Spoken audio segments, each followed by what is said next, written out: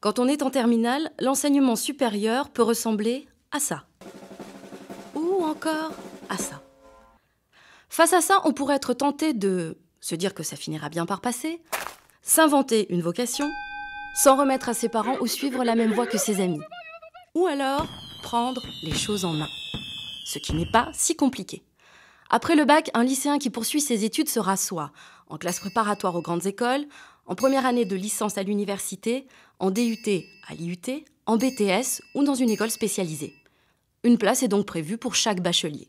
Faut-il encore connaître quelques règles du jeu? Et au vu des milliers de possibilités, mieux vaut assurer ses arrières pour avoir une place de choix. Règle numéro 1. Ne pas mettre tous ses œufs dans le même panier.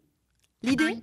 Avoir des plans A, des plans B et des plans C, et faire au moins un choix en phase avec ses envies, celui dont on se dit « si je ne le tente pas, je vais le regretter », un choix en phase avec ses capacités, avec mes résultats, là, ça devrait passer, et un choix qui offre toutes les chances d'avoir une place, même au tirage au sort. Là, si je m'inscris correctement, je rentre. En somme, faire des choix de cœur, de raison et de secours. On saute, mais on prévoit l'élastique et le parachute. Règle numéro 2. Pas de panique. Tout ne se joue pas à la sortie du bac. Il y a plusieurs moyens d'accéder à un diplôme ou à un métier.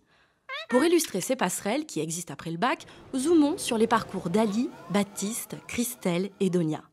Aujourd'hui, ils sont diplômés à Bac+5 de la même école.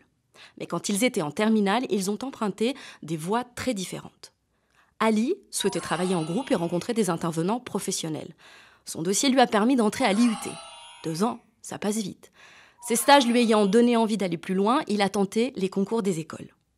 Baptiste voulait gérer son emploi du temps et approfondir une matière qu'il aimait au lycée. Il est donc entré en licence. Il a passé son dernier semestre de L3 en échange à Dublin. En rentrant, il a lui aussi passé les concours. Christelle aimait bien le lycée et avait un bon dossier, en première et en terminale.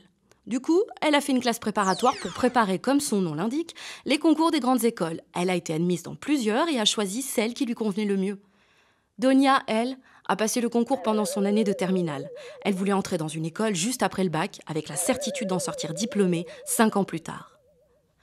Leurs histoires illustrent différentes portes d'entrée et parcours possibles dans le supérieur. Ils auraient pu faire d'autres choix, mais ils ont tous une chose en commun. Ils n'ont rien lâché. Règle numéro 3. Se donner les moyens. Ali a sacrifié des week-ends pour booster ses résultats. Baptiste est parti en Irlande pour améliorer son anglais. Christelle avait la moyenne dans toutes les matières au lycée et très peu d'absence. Donia a bossé le concours en même temps qu'elle préparait son bac. Quand c'était difficile, ils se sont accrochés. Finalement, l'orientation, ça n'est pas une matière, mais ça se travaille aussi.